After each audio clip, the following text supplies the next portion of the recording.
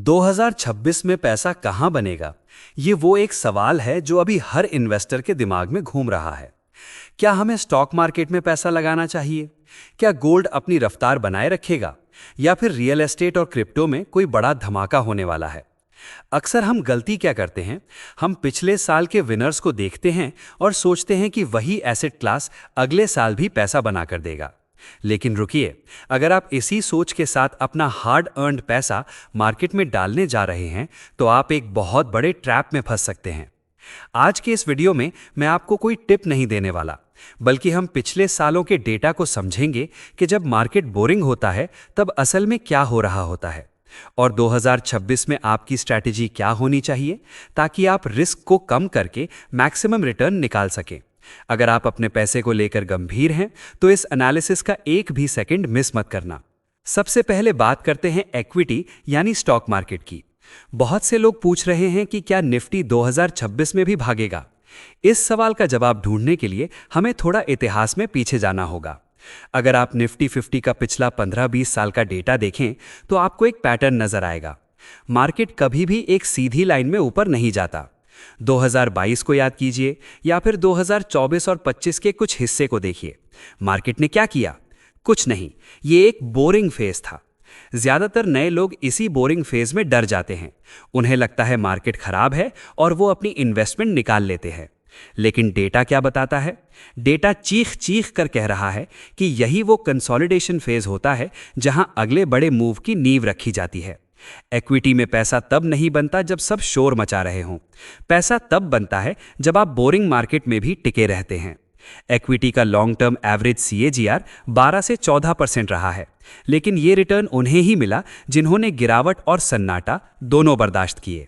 अब आते हैं गोल्ड और सिल्वर पर। पिछले कुछ समय में गोल्ड ने 70-80% तक के पागलपंती वाले रिटर्न दिए हैं। सिल्वर ने तो 160% की छलांग लगाकर सब कुछ औखा दिया। इसे देखकर अब हर कोई पूछ रहा है कि क्या अभी सिल्वर खरीद लें? यहां पर एक बहुत बड़ा फोमो काम कर रहा है। लेकिन दोस्तों, जरा इतिहास के पन्ने पलटिए। 2013 से 15 के बीच का समय याद है? लगातार 3 साल तक गोल्ड और सिल्वर गिरे थे। लोगों ने कहना शुरू कर दिया था कि गोल्ड इज डेड, यानी सोना खत्म हो चुका है। जिसने उस वक्त जब कोई बात नहीं कर रहा था तब इन्वेस्टमेंट किया, उसने पैसा कमाया। लेकिन आज जब इंजन पूरी तरह गर्म हो चुका है, जब कीमतें आसमान छू रही हैं, तब अगर आप एंटर करेंगे तो रिस्क बहुत ज्यादा है। डेटा बताता है कि हर एसेट क्लास का एक साइकिल होता है। जो आज टॉप पर है, कल वो नीचे भी आएगा। सिल्वर में इतिहास में 30 से 40% के क्रैश भी देखे गए हैं। तो सिर्फ चमक देखकर पैसा मत लगाइए। यही लॉजिक क्रिप्टो और रियल एस्टेट पर भी लागू होता है। बिटकॉइन को ही ले लीजिए। 2017 में सबने कहा यही फ्यूचर है और 2018 में 70% का क्रैश आ गया। फिर 2022 में दोबारा 60% टूटा। ये एसेट क्लास बहुत ज्यादा वोलेटाइल है। और रियल एस्टेट, क्या वहां पैसा बनेगा? बिल्कुल बनेगा, लेकिन क्या हर जगह? नहीं। रियल एस्टेट में एक ही मंत्र काम करता है, लोकेशन, लोकेशन और लोकेशन। आज टियर 1 शहरों में दाम इतने बढ़ चुके हैं कि वहां अब ज्यादा ग्रोथ की गुंजाइश कम है। लेकिन टियर 2 और टियर 3 शहरों में अभी भी बहुत पोटेंशियल बाकी है। अगर आप सही लोकेशन नहीं चुनते तो सालों तक आपकी प्रॉपर्टी का दाम वहीं खड़ा रहेगा। तो आखिर 2026 में पैसा डालें कहां? सच्चाई थोड़ी कड़वी है, लेकिन इसे समझना जरूरी है। मैंने आपको जितने भी एसेट क्लास दिखाए, इक्विटी, गोल्ड, क्रिप्टो या रियल एस्टेट, इन सब ने लॉन्ग टर्म में पैसा बनाकर दिया है। लेकिन शर्त यह थी कि इन्वेस्टर ने अपना फ्यूचर का नजरिया लंबा रखा था। अगर आप ये सोच रहे हैं कि मैं 2026 में पैसा डालूंगा और 2026 में ही अमीर बन जाऊंगा, तो ये इन्वेस्टमेंट नहीं, जुआ है।